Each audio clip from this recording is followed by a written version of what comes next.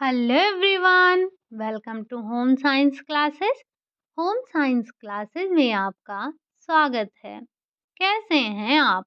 आशा करती हूँ अच्छे होंगे, खुश होंगे, मस्त होंगे और पढ़ाई कर रहे होंगे।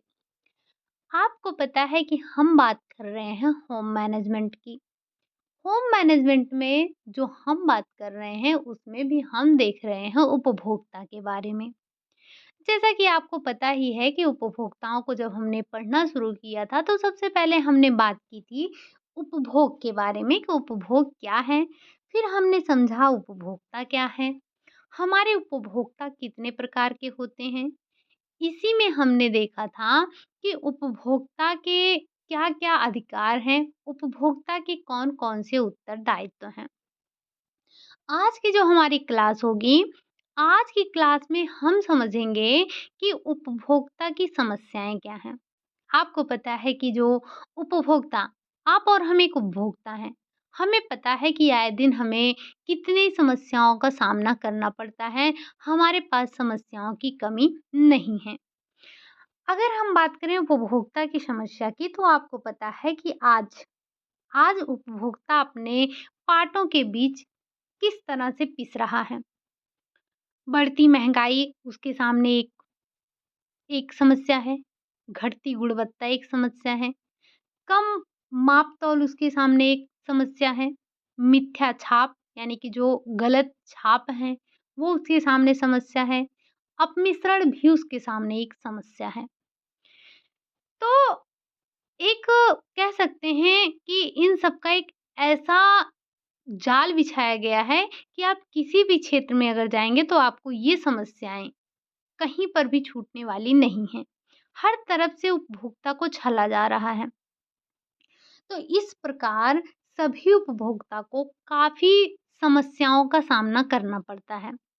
अब कुछ समस्याओं के बारे में हम यहाँ पर ज़िक्र कर लेते हैं कि मुख्य तौर पर जो आपको, हमें और हर किसी को, हर एक उपभोक्ता को सामना करना पड़ रहा है, कौन-कौन सा है? मैं आपको पहले ही बता दूँ, आज की क्लास आपकी सिर्फ़ 2 बिंदुओं पर होगी। पहली तो हम उपभोक्ता की समस्या को देखेंगे, दूसरी हम देखेंगे कि इसका निपटारा कैसे किया जा सकता है, या इसके समाधान पर अगर हम बात करें तो थोड़ा-सा हम इसके समाधान के बारे में पढ़ने वाले हैं।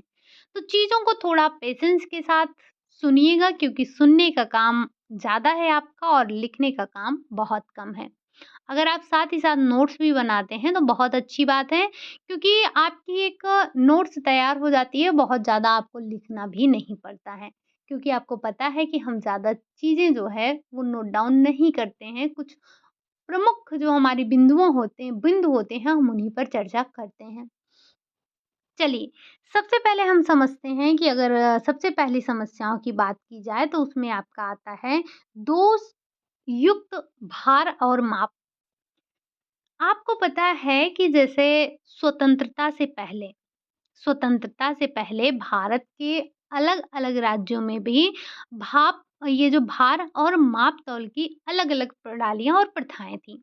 आज भी अच्छा, आप में से कई लोग ऐसे होंगे कि जिनके यहाँ जो ये क्या बोलते हैं, अ, याद नहीं आ रहा मुझे, जो 5 किलो होता है उसको और क्या बोलते हैं? कहीं-कहीं पर 5 किलो का होता है, कहीं-कहीं पर पसेरी पसेरी। आप सभी को पता है कि ये चीज़ें अलग-अलग हर जगह होती, कहीं पर वैसे सही तो है 5 किलो का एक होता है तो उसे हम पसेरी कहते हैं, लेकिन कहीं-कहीं पर जो 2 किलो के तौल को भी हम पसेरी कहते हैं, कहीं-कहीं पर 7 किलो के भी तौल को हम पसेरी कहते हैं। ऐसे ही कुछ ज़मीन का भी होता है, 1 बीघा, और कहीं-कहीं 15 को 1 बीघा कहते हैं, कुछ अलग-अलग होता है हर जगह का।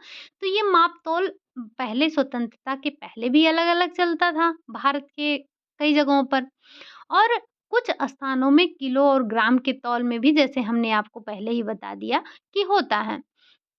इसी तरह से कुछ स्थानों पर मन या फिर सेर या फिर छटांग कुछ इस तरह से किया जाता है, कुछ पक्के सेर, कच्चे सेर, ऐसे कुछ तरह से तौल माप किए जाते थे अलग-अलग जगहों पर। तो ऐसी स्थिति में उपभोक्ता अज्ञान होने के कारण भ्रम में पड़ जाता था और व्यापारी इस बात का फायदा ले लेते थे। जैसे हमने आपसे कहा कि कहीं-कहीं पर 2 किलो की पसेरी होती है, कहीं पर 5 किलो की पसेरी होती है और कहीं पर 7 किलो की होती है। अब जैसे हमारे यहाँ 5 किलो की एक पसेरी होती है और कोई व्यक्ति आया बाहर से, उसने कहा कि हमें उसके यहाँ 7 किलो एक पसेरी होती है और वो क्या किया, वो 5 किलो उसने एक पसेरी कहा तो उसने 5 किलो दे दिया। अब हो सकता है कि वो नाप-तौल समझ में आए तो अलग की बात है, अगर नहीं आती है तब की बात कर रहे हैं। तो इससे जो व्यापारी होता है वो कई प्रकार से अपना फ़ायदा उठा लेता है। अगर उपभोक्ता कुछ जानना भी चाहता है तो व्यापारी कुछ भी उसको उत्तर देकर या अपने हिसाब से बोलकर उसको चुप करवा देते हैं। तो इसलिए ये आवश्यक था कि पूरे देश में ये जो माप-तौल प्रणाली है उसको सही की जाए। तो इसलिए गलत माप-तौल को सुधारने के लिए केंद्र सरकार ने 28 मार्च 1929 में स्टैंडर्ड्स ऑफ वेट एक्ट पारित किया। कब किया? 28 मार्च 1939 में स्टैंडर्ड ऑफ वेट एक्ट पारित किया। द्वितीय महायुद्ध शुरू हो जाने के कारण ये आपका लागू नहीं हो पाया। जो सरकार ने ये अधिनियम बनाया, एक्ट बनाया, लेकिन हुआ क्या कि उसी समय द्वितीय महायुद्ध चालू हो गया और ये सही से लागू नहीं हो पाया, जिसकी वजह से बाद में इसे पहली जुलाई से ही इसे प्रभावी कर दिया गया। मतलब उस समय पर तो जब ये 1939 में बना था तब नहीं इसको किया जा सका था, ठीक? फिर बाद में कर दिया गया। जैसे ये स्वतंत्रता के बाद तो लागू कर दिया गया, लेकिन पूरे देश में लागू होने के बावजूद जो व्यापारी थे वो कहीं न कहीं से अपना दिमाग लगाकर उपभोक्ताओं को ठग ही लेते थे। तो वो ऐसे तरीके ढूँढने लगे कि उपभोक्ता की सहज ही ये विश्वास नहीं हो पाता था कि वो ठगे जा रहे हैं। मतलब हमें विश्वास नहीं होगा कि हम ठगे जा रहे हैं। जैसे कई वस्तुओं को बड़े आकर्षक पैक में उपभोक्ता के सामने लेकर आना और उस पर लेबल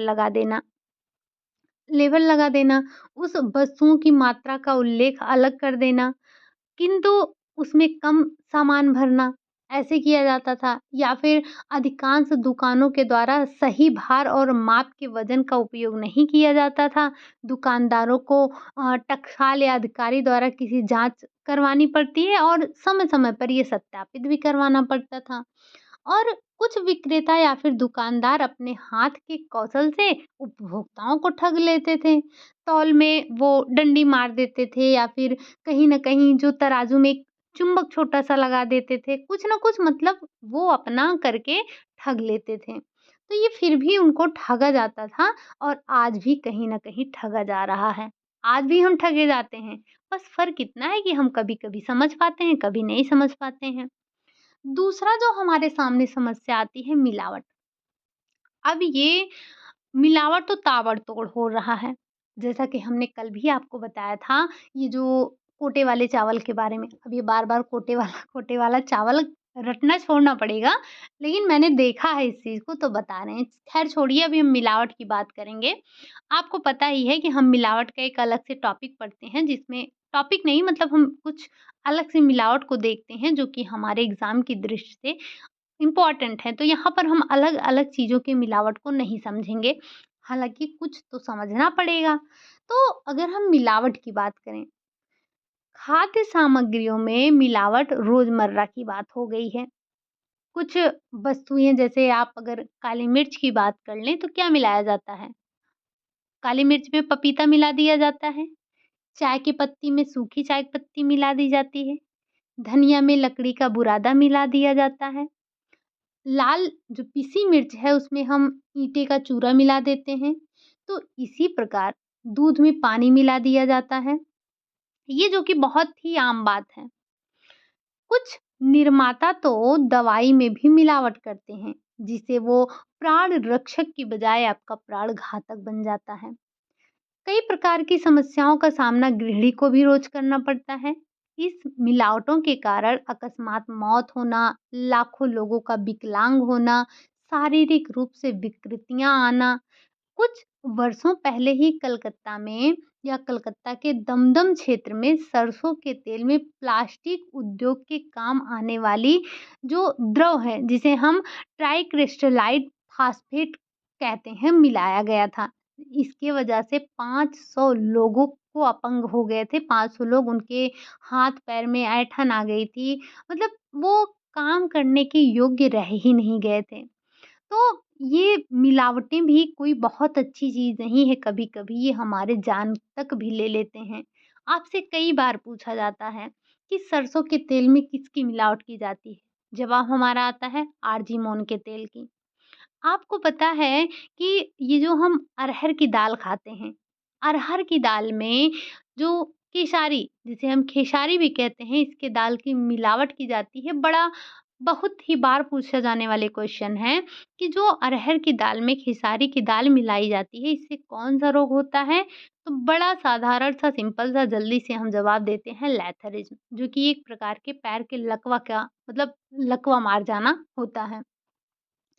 आपको पता है कि जो चाय चाय की पत्ती है, उसमें हम सूखी या उपयोग की हुई चाय की पत्ती मिला देते हैं।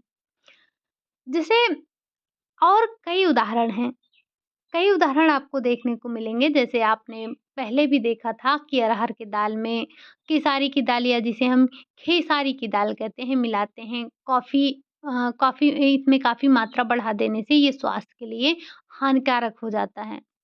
तेवड़ा दाल अधिक मात्रा में खाने से पैर टेढ़े हो जाते हैं और स्थितियाँ गड़बड़ होती चली जाती हैं, मनुष्य चल नहीं पाता है। लैथरिज्म तो आपने पहले ही सुन लिया। कई चीज़ों में, खाद्य पदार्थों में रंगों की भूमिका बहुत महत्वपूर्ण होती है। मिठाइयों के अतिरिक्त रंगों का उपयोग, जैसे आइसक्रीम हो गया, शीतल जो पेय पदार्थ हैं आपके वो हो गए, मुरब्बे हो गए, गोली, चॉकलेट, कस्टर्ड, इन सब में मिलाया जाता है। तो रंगों के उपयोग का मुख्य उद्देश्य वस्तुओं के दोषों को छिपाना, उन्हें अधिक आकर्षक बनाना होता है। कोलतार रंग आपने सुना होगा। कोलतार रंग ये 2 प्रकार के होते हैं। एक तो अम्लीय होता है, एक क्षारीय होता है। केवल 10 केवल 10 अम्लीय कोलतार रंगों को खाद्य पदार्थों में मिलाने की अनुमति दी जाती है। इसमें से 5 आपके लाल, 2 पीले और 1 नीला होता है और 2 हरा होता है। शेष अम्लीय और सभी क्षारीय कोलतार रंगों को खाद्य पदार्थ में मिलाए जाना पूरी तरह से वर्जित है, क्योंकि ये हमारे हान के लिए बहुत ही नुकसानदेह होते हैं। आपसे पूछा गया है मेटेनिल एलो मिलाया जाता है किसमें? तो जैसे आपको पता है कि हल्दी में मिलाया जाता है। अगर हल्दी नहीं है तो वहाँ पर जो आपका पीले रंग का कोई चीज़ है, आप उसका नाम वहाँ पर बता सकते हैं, मिलाया जाता है। जो हमारी पिसी हुई लाल मिर्च है, उसमें हम बाहरी रंग कोई मिला देते हैं या ईंट का चूरा मिला देते हैं। जैसे जब आप मिलावट के बारे में पढ़ेंगे तो वो अलग से भी पढ़ेंगे कि आपको पता है कि मिलावट कई प्रकार की जाती है, कुछ जानबूझकर की जाती है, कुछ अनजाने में ही हो जाती है। जैसे क्या होता है कि जब आप अभी धान हो गया है ना, धान हो गया है, अब हम इसको दरवाएँगे। तो दरवाने को और क्या कहते हैं? पता नहीं, जिससे चावल निकलता है। तो जब हम इसको धान को चावल बनवाएँगे तो यहाँ पर कई कंकड़-पत्थर मिलेंगे हमें। लेकिन आप देखेंगे, अगर कहीं से आप कभी-कभी जो फिर से हम आते हैं कोटे वाला, बगल में ही मिलता है, मतलब आता है, देखे हैं।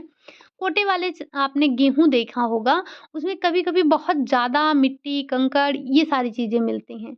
तो ध्यान रखिएगा, उसमें अनजाने से नहीं, जानबूझकर कर दिया जाता है। कभी जो हमारी अच्छी किस्म की चीज़ें होती हैं, उसमें हम खराब किस्म की चीज़ें मिला देते हैं या अच्छी चीज़ों को निकाल लेते हैं, ये भी आपका मिलावट होता है। तो मिलावट का अर्थ सिर्फ़ ये ना समझिएगा कि कोई चीज़ हम मिला देंगे तभी मिलावट होगा। अगर आप किसी अच्छे खाद्य पदार्थ में से कोई चीज़ को निकाल लेते हैं, तो वो भी आपका मिलावट ही कहलाता है। ठीक? अगली बात करेंगे हम वस्तुओं की बढ़ती हुई कीमत। वस्तु और ध्यान रखिएगा, ये जो मिलावट आप देख रहे हैं, ये छोटा-सा टॉपिक नहीं है, मिलावट आपका बड़ा टॉपिक है। आवश्यक वस्तुओं और सेवाओं की प्राप्ति की बात करें, तो इनमें उपभोक्ता के सामने सबसे बड़ी समस्या आती है मूल्यों में वृद्धि की। जैसे-जैसे मूल्य स्तर बढ़ता है, सामान्य व्यक्ति का जीवन और भी कष्टदायक हो जाता है। मूल्य वृद्धि से उनकी अधिकांश आय है जो उनकी अधिकांश आय है अपनी अनिवार्य आवश्यकताओं की संतुष्टि में ही व्यय हो जाती है। कभी-कभी तो वो अपनी जो उनकी आवश्यक आवश्यकताएँ हैं, उनको भी नहीं जुटा पाते हैं और फिर उत्पन्न होता है भुखमरी और दरिद्रता की समस्या।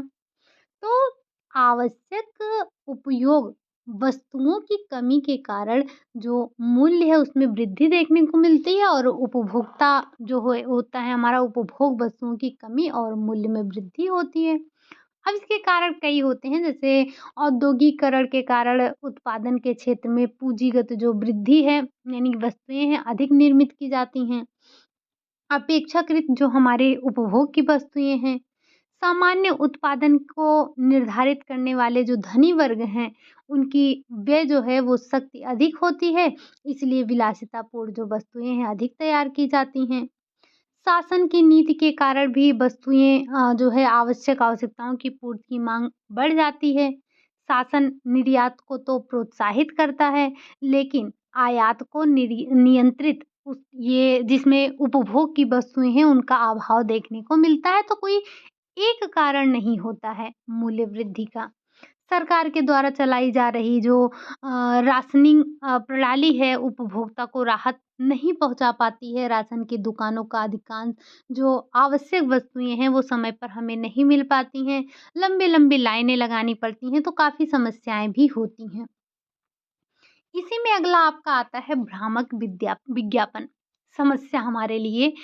ये कह सकते हैं एक बहुत बड़ी समस्या है, भ्रामक विज्ञापन जिससे हम सभी लोभित होते हैं। विक्रय कला और विज्ञापन उपभोक्ताओं की समस्याओं को प्रभावित करते हैं। ये उपभोक्ताओं की सोचने की दिशा बदल देते हैं। उपभोक्ता क्रय संबंधी उचित निर्णय लेने से पहले इन विज्ञापनों से बहुत जल्दी प्रभावित हो जाता है और वो सही निर्णय नहीं ले पाता है। भ्रामक विज्ञापन उसे गलत जानकारी दे देते हैं। एक सामान्य जो उपभोक्ता है, वो इससे प्रभावित हो जाता है। इन्हीं को देखकर जो ये विज्ञापन कराया जाता है, जो ये विक्रय और विज्ञापन होता है, जो इन पर व्यय किया जाता है, ये सारी चीज़ें हम उपभोक्ताओं से ही वसूला जाता है। इनकी कीमतों को भी जोड़ लिया जाता है। तो इससे क्या होगा, ये हमारे लिए एक समस्या है। जैसे विज्ञापनों का उद्देश्य क्या होता है? अगर हम एक वास्तविक विज्ञापन की बात करें तो इसका क्या उद्देश्य है? लोगों के पास सही जानकारी पहुँचाना ना, यही तो है। जब उत्पादक किसी नई वस्तुओं को बाज़ार में लाना चाहता है, तभी वो विज्ञापन करवाता है, जारी करवाता है। विज्ञापन के माध्यम से वो प्रस्तुति देता है, समाचार पत्रों में, पत्रिकाओं में, टेलीविज़न, रेडियो के थ्रू, सिनेमा हॉल, मेले में, प्रदर्शनी में, इन सभी के द्वारा करवाता है ना।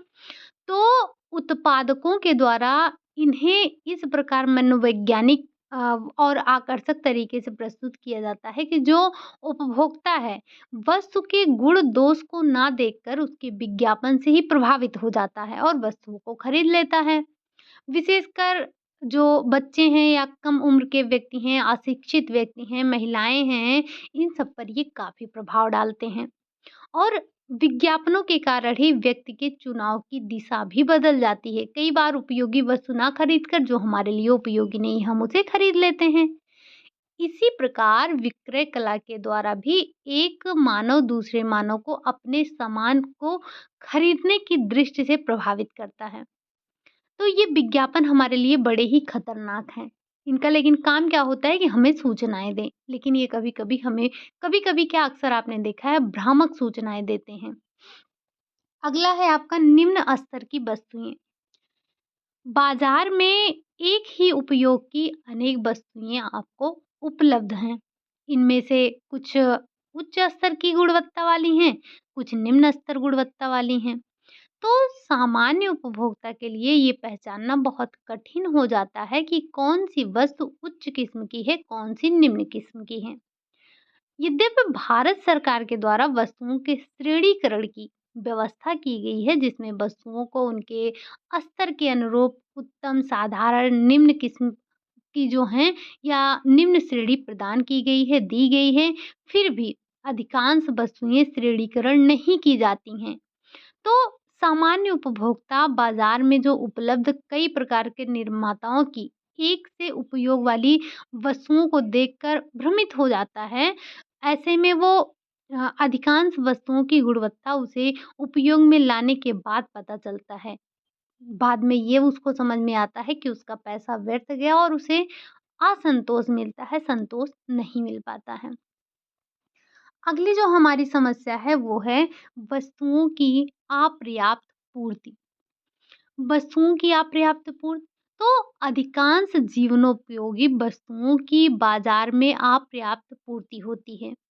धनिक वर्ग तो चाहते हैं कि कीमत पर इन वस्तुओं को प्राप्त कर लें, चाहे वो जिस कीमत पर प्राप्त कर लें, लेकिन गरीब और जो हमारे सामान्य उपभोक्ता हैं, इनको ये इसका अभाव उठाना पड़ता है, अधिक कीमत देना पड़ता है, जिससे उनका जीवन स्तर काफ़ी प्रभावित होता है।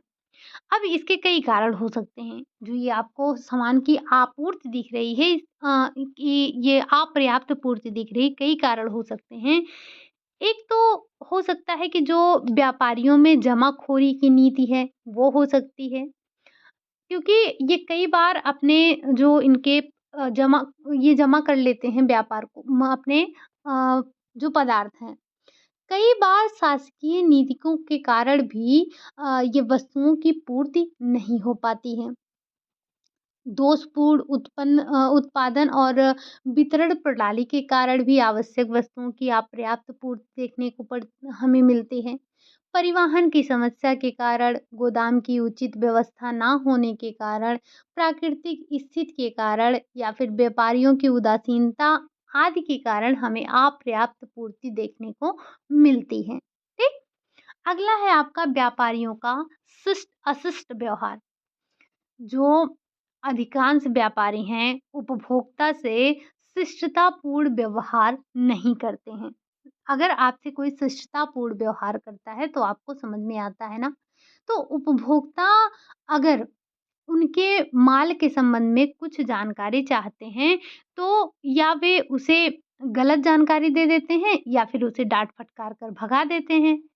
तो माप-तौल या मूल्य के संबंध में शिकायत करने पर वो नाराज़ हो जाते हैं।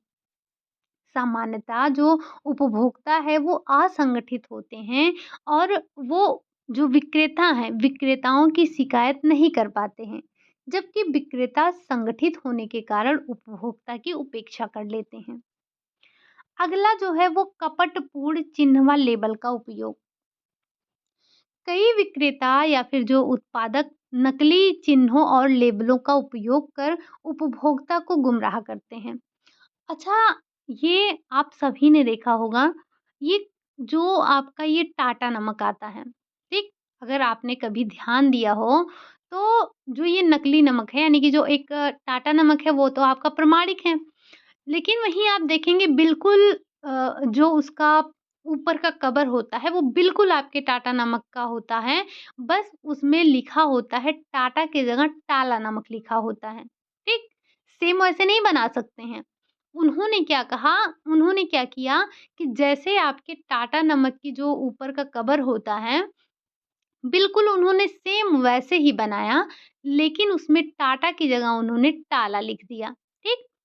ऐसे ही आप सभी ने देखा होगा, अभी ठंडी का सीज़न आ गया है, ऐसे में आप सभी बोरोप्लस लेंगे, तो आप देखेंगे जो बोरोप्लस की ट्यूब है, वो डिब्बी है, वो डिब्बी बिल्कुल आपके बोरोप्लस जैसी होगी और उसपे सब कुछ बोरोप्लस जैसा ही बना होगा। मतलब बोरोप्लस जैसा का मतलब ये है कि जैसे बोरोप्लस का डिब्बा होता है, सेम वैसे आपको देखने को मिलेगा, बस बोरोप्लस की जगह उसमें बोरोप्लक लिख दिया जाता है।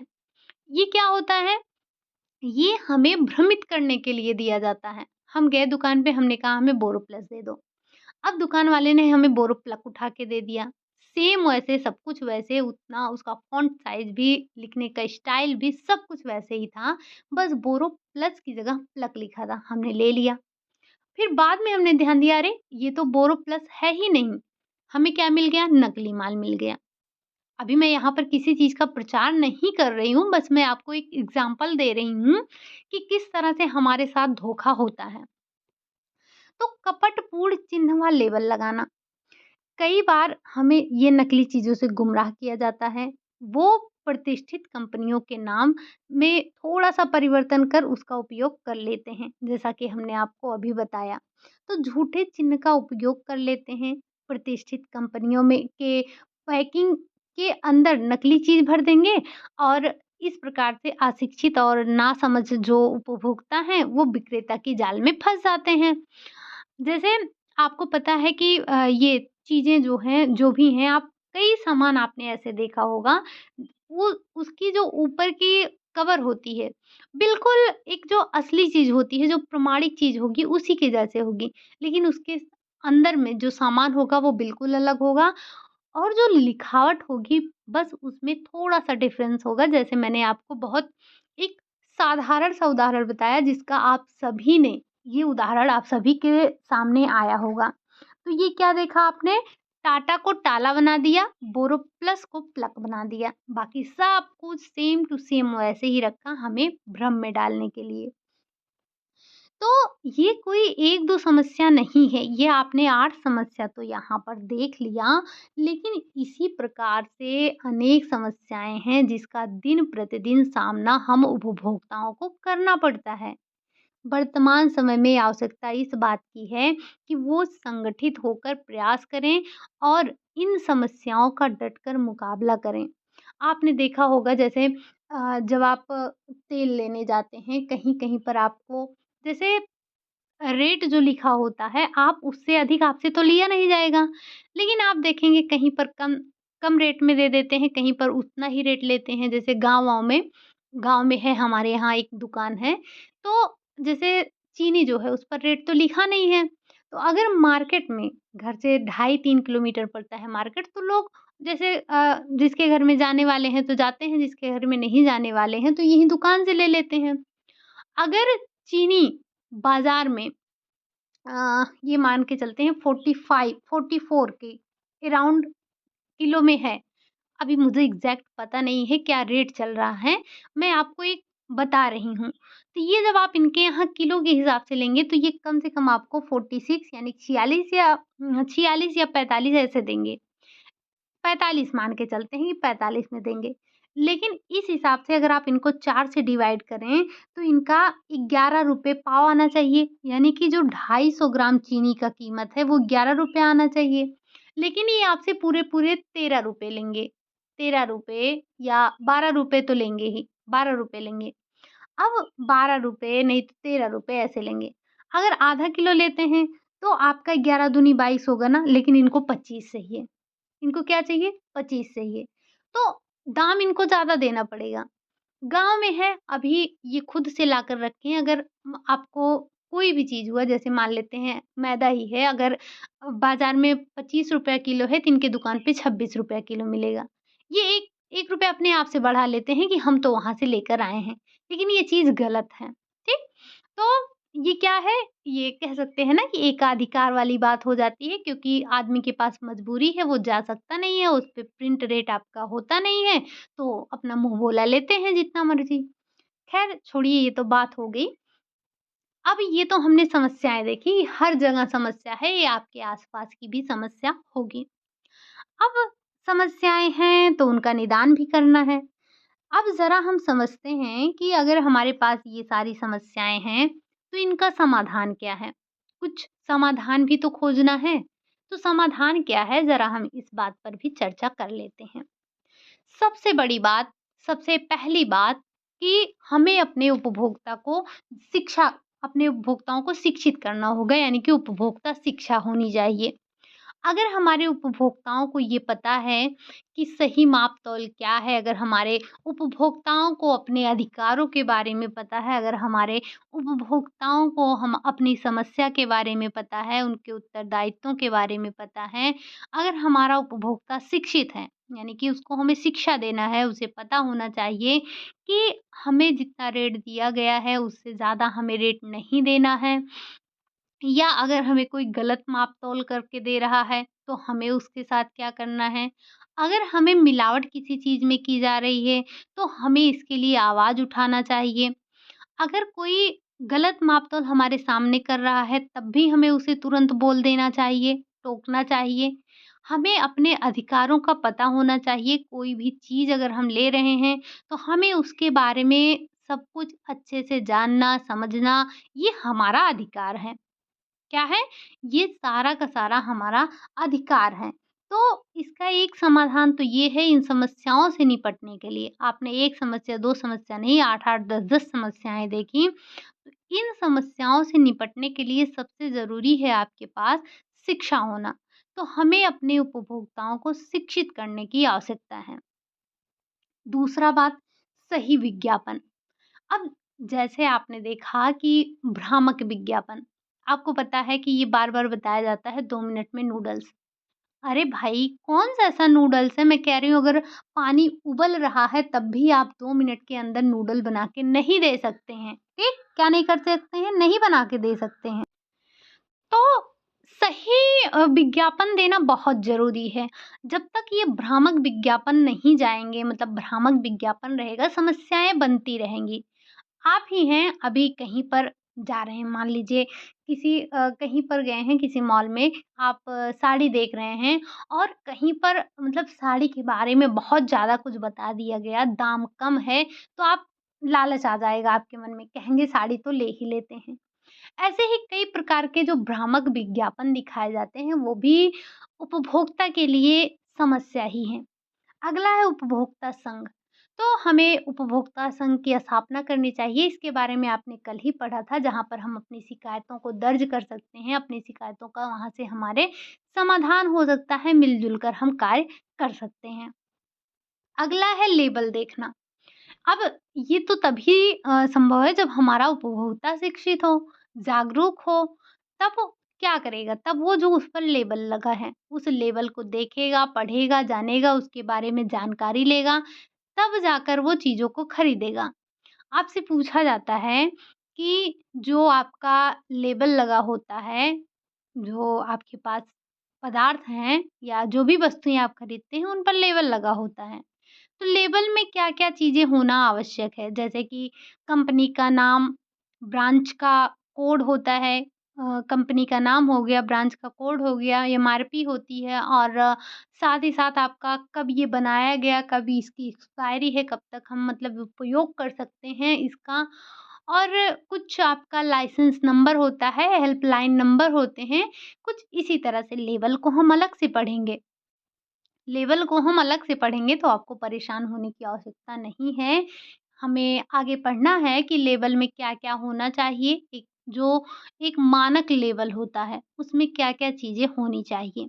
इसी के साथ-साथ ट्रेडमार्क हमें जब हम चीज़ों को खरीदते हैं तो हमें ये भी पता होना चाहिए कि उसपे कौन-कौन से ट्रेडमार्क लगे हैं जैसे फ़ाओ का लगा होता है, आपका आईएसआई का लगा होता है, एक मार्क लगा होता है, हॉलमार्क लगा होता है, इको मार्क लगा होता है और इसी के साथ-साथ आपका कई लोगो आते हैं जो कि आपके वूल मार्क होता है, वूल के कपड़े पर लगता है, सिल्क मार्क सिल्क के कपड़े पर लगता है और आपका जो ये हॉलमार्क होता है, सोने पर लगता है, ये भी आपसे क्वेश्चन पूछा जाता है कि फला-फला जो आपको अभी हमने बताया कि ये मार्क किस-किस पर लगाए जाते हैं।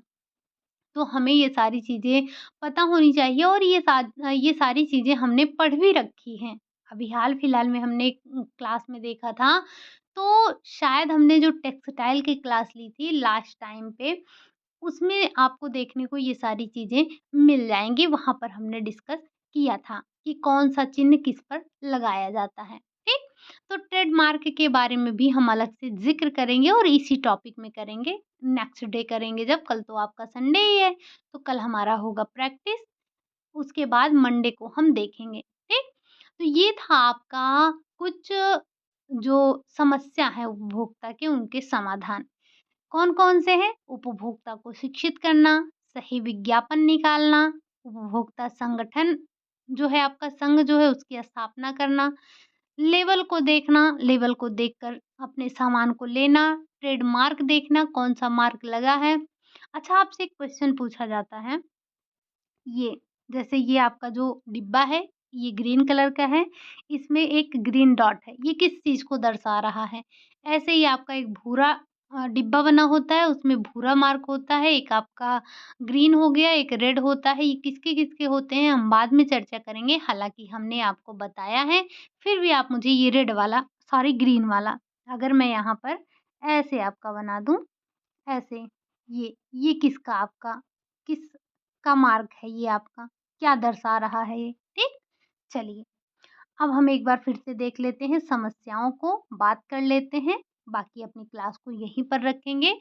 अगर हम उपभोक्ता की समस्या पर बात करें, तो सबसे पहले समस्या जो देखने को मिलता है, वो दोषपूर्ण या दोषयुक्त भार देखने को मिलता है, माप-तौल देखने को मिलता है।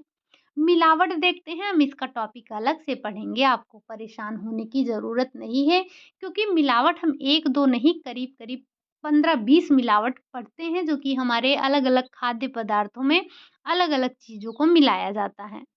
अगला है आपका वस्तुओं की बढ़ती कीमत, ये भी आपकी एक समस्या है। भ्रामक विज्ञापन, निम्न स्तर की वस्तुओं का मतलब है कि वही जो मिलावट कर दिया जाता है, ठीक? वस्तुओं की अपर्याप्त पूर्ति, व्यापारियों का अशिष्ट व्यवहार, साथ ही साथ कपटपूर्ण चिन्ह और लेबल का उपयोग। ये सारी चीज़ें, ये जो आप कपटपूर्ण चिन्ह देख रहे हैं, वही ट्रेडमार्क की जो बात हमने की थी, वही है। लेबल पूर्ण, आपका लेबल का उपयोग, गलत लेबल का उपयोग। तो ये सारी चीज़ें उपभोक्ताओं के लिए समस्या का कारण बनते हैं और इन्हीं सारी चीज़ों का अगर हम समाधान इन समस्याओं का करना है, तो हमें उसके लिए अपने उपभोक्ता को जागरूक करना पड़ेगा, अपने उपभोक्ता को शिक्षित करना पड़ेगा, ताकि वो अपने अधिकारों को समझे, अपने उत्तरदायित्वों को समझे, ठगी होने से बच सके। ठीक? तो अपने जो हमारे उपभोक्ता हैं, उनको ठगी से बचाने के लिए इन सारी चीज़ों को मतलब सबसे पहले उसे हमें शिक्षित करना ज़रूरी है।